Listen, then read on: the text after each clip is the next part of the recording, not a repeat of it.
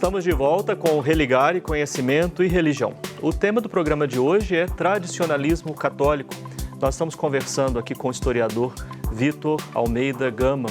E você é especialista, né, Vitor, nesse tema. Seu mestrado em Ciência da Religião na PUC trabalha essa temática do tradicionalismo católico. Exatamente. Trabalho exatamente o que nós tratávamos antes, que é da recepção do concílio por parte da TFP. Esse é o tema da sua pesquisa. O orientador é o Rodrigo Coppi Caldeira. Rodrigo Coppi Caldeira. Eu acho que a gente não pode deixar de falar, quando a gente fala em tradicionalismo católico, da figura emblemática que é de Dom Castro Maia, né? O que a gente pode falar sobre a figura, né, do bispo de Campos, né, da história que aconteceu em Campos, o que Campos representa para o tradicionalismo católico brasileiro, para a história do tradicionalismo católico brasileiro? Bom, Dom Antônio de Castro Maia, ele é um personagem que ele é importante não só para o tradicionalismo católico no Brasil, mas de modo geral, né? Porque é uma figura bastante importante, né? Participou das sagrações dos bispos tradicionalistas de 88, que repercutiu mundialmente. Sim. E durante muitos anos, da década de 40 até a década de 80, né? 40 anos, foram de convívio com Plínio Corrêa de Oliveira, né? Então, a partir do material pesquisado para a dissertação, que a gente consegue ali observar é que essa posição de Dom Antônio de Castro Maia de resistência ao Concílio Vaticano II, uma posição que ele leva para a sua diocese, que até a década de 80 é a única diocese no mundo onde ainda permanece com as disciplinas e a liturgia anteriores ao concílio, né? Que isso é uma herança, é uma influência do convívio com a TFP, do próprio Plínio Corrêa de Oliveira, né? Então, é uma pessoa profundamente influenciada por ele e que, a meu ver, assume as posições que assumiu em razão dessa amizade de 40 anos, né? E que tomou também no concílio, teve um papel bastante importante no Tietos Internationalis Patrum, né? Sobretudo. Sim. Vitor, e falando assim dos dias atuais, né? Qual que é a herança da TFP? Qual que é a situação da TFP hoje?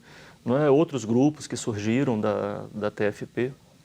Bom, a partir da morte do fundador da TFP, do líder da TFP, que era o Plínio Corrêa de Oliveira, a entidade ela se dividiu, né? Porque na TFP existiam dois tipos de governança, digamos assim, né? Uma estatutária e a outra carismática, né?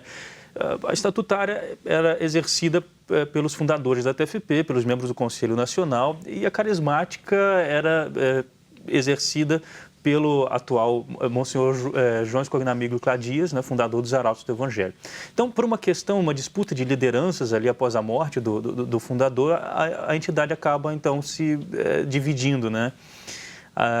Então, há um processo judicial que é feito ali naquele momento, 1997, 2 anos depois da morte dele, e que, na segunda instância, deu o ganho de causa àqueles que ficaram partidários do Monsenhor João Escognamigo Cladias, que na época ainda não era padre.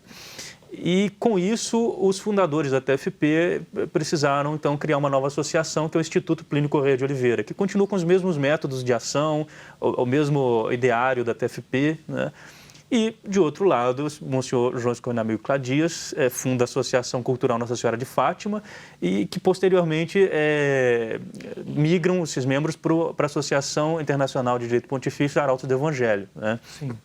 Então, a diferença entre as duas associações, entre o Instituto Plínio Corrêa de Oliveira e a Associação Arautos do Evangelho, basicamente, sim, de uma formação genérica, está exatamente na aceitação do concílio, né? Dos postulados do concílio, da liturgia pós-conciliar, né? Enfim, essa é a grande diferença, né? Que enquanto o Instituto Plínio Corrêa de Oliveira permanece com as posições da TFP, o atual Monsenhor João Cladias, ele assume as posições do concílio. Considerando o debate também mais recente, por exemplo, agora no mês de outubro aconteceu o Sínodo dos Bispos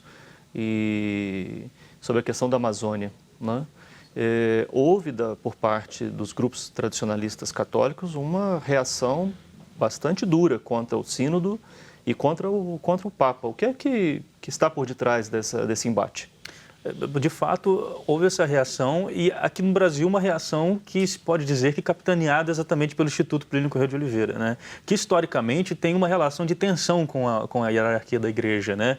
Em 1985, a própria CNBB emitiu uma nota convidando os católicos a não ingressarem na TFP, exatamente por essa relação de tensão, de conflito com a hierarquia da igreja aqui no Brasil. E o Instituto Plínio Corrêa de Oliveira, então, atualmente tem promovido uma campanha a respeito do Sínodo da Amazônia, com o objetivo de tentar levar a postura do IPCO, que está consignada, digamos assim, no livro do Plínio Corrêa de Oliveira de 1900. O IPCO é a sigla do Instituto. Isso, do Instituto Plínio Corrêa de Oliveira. Então, assim, no livro do Plínio Corrêa de Oliveira, se não me engano, de 1974, que se chama Tribalismo Indígena, que na interpretação do Instituto Plínio Corrêa de Oliveira, o sínodo estaria trazendo à igreja elementos, né, exteriores a ela, que não fazem parte da doutrina da igreja e que seriam incorporações assim que o fundador da TFP já teria condenado nesse livro, o que ele chama de tribalismo, né? Então, assim, seriam essa mescla de elementos, essa culturação, essa mescla de elementos indígenas com o catolicismo e depois também o fato de o sínodo estar levantando questões como, por exemplo, a possibilidade de padres casados na região amazônica, né, que são questões que para a TFP, para o Instituto Plínio Corrêa de Oliveira, para os discípulos do Plínio Corrêa de Oliveira, são já fechadas, né? Porque eles se apegam numa doutrina, uma teologia mais tradicional, numa teologia mais tridentina, digamos assim, né? Sim.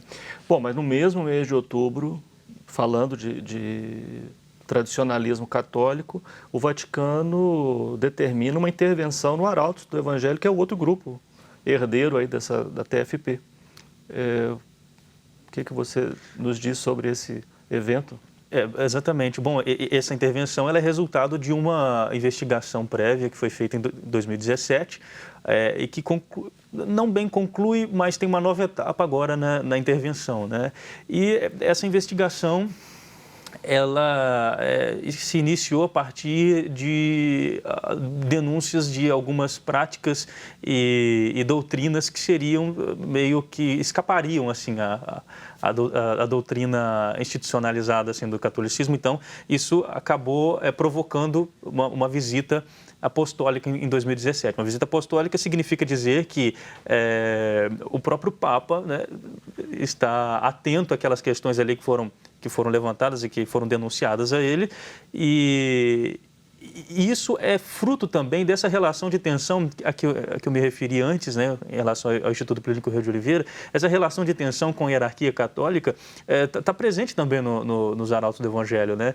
Portanto, é um elemento que, digamos, que está no DNA dos discípulos do Plínio Corrêa de Oliveira, né? Essa tensão com a hierarquia católica. Então, foram vazadas algumas reuniões privadas da organização em 2017, onde se falava a respeito do Papa, né, do Papa Francisco, do Papa atual, e essas falas provocaram assim, um certo desconforto, né? Então, novamente, essa tensão se manifestou. Se reacendeu. E o resultado foi exatamente essa intervenção, né? O que significa dizer agora que a direção da organização, ela agora foi assumida por um interventor, que é o cardeal Dom Raimundo Damasceno Nascimento. Sim, sim. O arcebispo emérito de Aparecida. De Aparecida. Sim, sim. Bom, do ponto de vista político, os tradicionalistas católicos têm se afinado também com esse movimento, não só nacional quanto internacional, né? Você identifica na sua pesquisa, né, algum tipo de afiliação, de campanha política mais explícita? Uma campanha política mais explícita... Por parte dos tradicionalistas em relação ao cenário político mesmo, da organização social brasileira? Eu acredito que é possível a gente identificar isso mais na França e aqui, assim, curiosamente, né? Eu acho que no panorama tradicionalista os outros lugares ficam meio apagados, essas relações políticas. Sim. Mas o movimento tradicionalista na França é inteiramente ligado com a extrema-direita francesa. Então, por exemplo, eu me lembro que há em Paris uma igreja que é uma igreja bastante assim, emblemática para os tradicionalistas, que é Saint-Nicolas de Chardonnay, E na porta dessa igreja se distribui nos domingos, assim, se vende, né, os rapazes, assim, ao fim da missa, jornais da Action Française, que é o movimento monarquista de extrema-direita francesa, né? Então, ali sempre houve, assim, essa relação, né, muito próxima entre essas organizações e o movimento tradicionalista, inclusive dos padres, né? Agora, já aqui no Brasil, eu acredito que essas relações assim, políticas são mais presentes exatamente no caso da TFP, né? Então, agora numa outra pesquisa que eu estou fazendo, foi possível identificar assim, uma rede de conexão, uma conexão realmente assim, conservadora que a TFP estabelece com outros movimentos aqui na América Latina, né? Portanto, não só aqui no Brasil, sim, com grupos mais ou menos alinhados ideologicamente com elas, né? Grupos católicos, conservadores. E não só isso, também nos Estados Unidos, com a nova direita americana. Então, assim, de fato, existe assim, essa conexão desses movimentos tradicionalistas com esses grupos. Sim. Né? O lastro que o pensamento tradicionalista católico tem, assim, um laço mais popular. Porque, às vezes, eu me encontro com pessoas que repercutem essas teses. Não é? Você identifica um lastro popular para além dessas organizações? Sim, sim. Eu acredito que essas organizações, elas conseguem, inclusive, tocar, assim, ter uma penetração popular bastante grande, né? Muito embora parece muito que elas são distantes, né? Exatamente por serem organizações, né? E as pessoas estarem assim meio distanciadas porque são normalmente paroquianos ou são pessoas que vivem sua vida inteiramente assim distanciadas dessas realidades. Mas eu acho que o discurso deles acaba repercutindo para esse público também, porque eles se utilizam muito das redes sociais, se utilizam muito, enfim, das mídias. Isso acaba fazendo com que o discurso deles seja muito mais difundido, né? Sim. Vitor, muito obrigado por você ter vindo aqui, obrigado pelos seus esclarecimentos, né, sobre esse tema. Sucesso aí para a sua pesquisa. Um abraço para o seu orientador, professor Rodrigo Coppi. Obrigado. O Religare é um projeto de extensão do programa de pós-graduação em Ciências da Religião da PUC Minas. Conheça mais sobre as nossas atividades e cursos de graduação à distância, especialização, mestrado e doutorado em Ciências da Religião. Acesse a página pucminas.br/ppgcr. Muito obrigado pela sua companhia. Semana que vem nós voltamos com mais um Religare, Conhecimento e Religião. Um abraço muito cordial. Até lá!